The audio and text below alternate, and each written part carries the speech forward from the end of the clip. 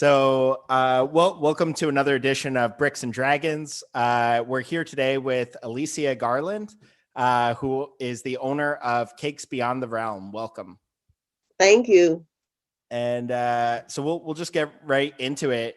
Can you tell us a bit about your business and who's your customer? Okay, my business, I make faux cakes. They're cakes that are covered with fondant icing. They're styrofoam cakes interior, and they're covered with fondant icing and handmade sugar decorations. And also, I'm allowed to place items on the cakes that aren't allowed on food products because I don't have to worry about FDA regulations. So Swarovski crystals, gold, silver, feathers, anything. And so they really illuminate the cake and make them come to life. And so pretty much that's what I do. The cakes are an average of 40% or more less than you pay for traditional cakes. And most of my customers, they serve sheet cakes or cupcakes to the guests, and the cakes last for years. So you may transition them from, say, a baby shower into the nursery for a couple, 2 or 3 years. So you're not walking away from your money. So that's a really interesting idea. How did you get the idea for this? And when did you decide to? Was there a specific moment when you decided to become a business owner when you felt like, this has to exist? Well, sure. I baked traditional cakes for 30 years maybe. And it wasn't until I started making the faux cakes as out of necessity. I was getting married 6 years ago, and we had over 200 guests, and it was a daunting task to have to bake my own cake and decorate it just before the wedding so you'd have a fresh cake. And I didn't want anyone else to make my cake. So that was the catalyst to Cakes Beyond the Realm, because I made my very first faux cake for my wedding. And it was just beautiful. And the guests at the wedding never recognized that they weren't eating the cake right there before them. And so you didn't have to cart off your centerpiece cake at the reception to be cut up by the caterer. And then most large venues, they like it because they don't have to disassemble the cake, and you just have sheet cakes ready to serve. So that was the catalyst for it. Awesome. That's such a great story. And what's been your biggest challenge so far? And how did you manage that? The biggest challenge, I would say, is having to not only advertise, but to educate people about the concepts of faux cakes, because most people are accustomed to eating the cake in front of them. So they didn't realize that when you go to a bakery, the cakes that are in the window, they're faux cakes, but never really. I didn't realize that until you just. Yeah. They never really used them for the event. They were just for display in the bakery. Well, why not, use them for your event, and then you don't walk away from it. You can sell it on eBay or another social media platform, or you can keep it for yourself, but you have something to show for your money. And then you have other resources that you're saving to use for other aspects of your event, So the biggest challenge was just that, in educating people. And I've done that by going out to vendor events, social media, and it's come a long way because more people are becoming familiar with the concept. Yeah. So you're saying it's easier to educate someone who owns a conference hall or something and has a lot of parties. You get more bang for your buck educating them than individually trying to educate each individual. Well, even with the large venues, they had really large venues like Disney. They've already, these humongous cakes that you see, they have some aspects of them are faux cakes. There's no way they do them without incorporating dummies in there. But for the most part, most people in our minds, when we see a food product, we think of eating it, not just displaying it.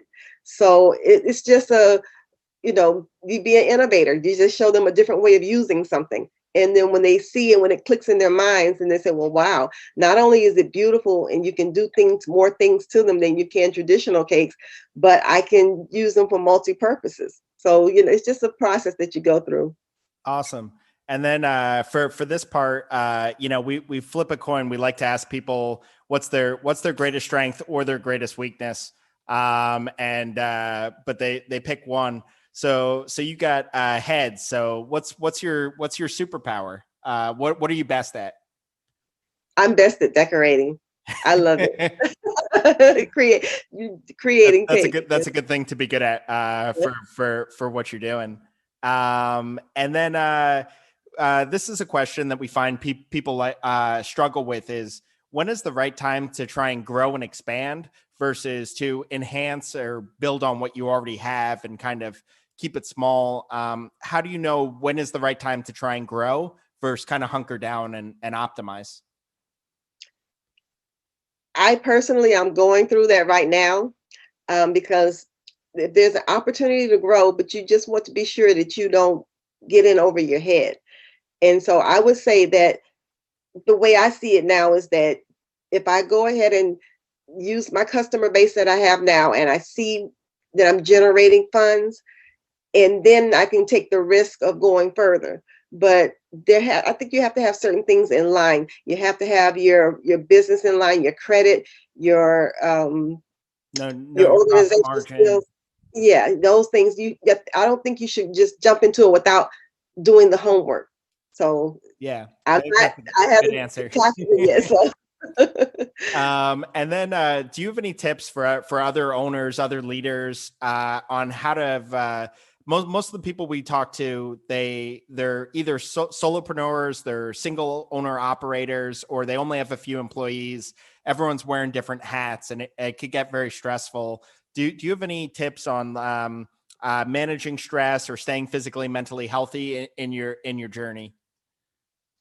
For me personally, my spiritual life is the most important thing. And when I feel overwhelmed, I pray, and I look for that spiritual guidance from God. So every person is different, but when I feel overwhelmed, that's my go-to. I have to take a step back and then just ask for guidance, because sometimes it gets so overwhelming. I'm the only person in my company, so I'm wearing every hat there is to wear. So for me, The it's just to take accountant, a the step back. marketer, Yes, yeah. the So the just designer. yeah. That makes a lot of sense. And then here is where you give advice to your younger self. We have 6 categories, and we roll a dice here, so you only have to answer in one category. So you got a 1, which is Okay. sales. So if you could give your younger self sales advice, something you wish that you knew, that you knew 10 years ago or 15 years ago that you know now about sales, what would you kind of tell yourself? I would tell myself to step out of my comfort zone in sales, because it's really something you have to do. You have to go hard and know how to interact with everyone and leave fear behind you. Yeah, Yeah. I think that it's always really nice when the founder's tackling sales, because the value proposition of your business. And then we're getting toward the end here. So here's where we roll a dice, and we're trying to give business owners money so that they can invest in businesses on our platform and help other business owners. So we roll a 20-sided dice here.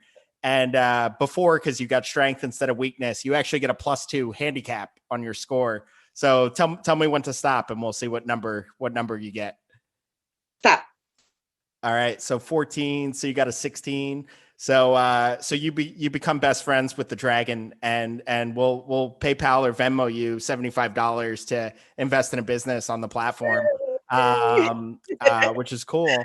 And then tell everyone how they can find you if they're interested in getting a faux cake. How do they find you and learn more about this if they're having an event?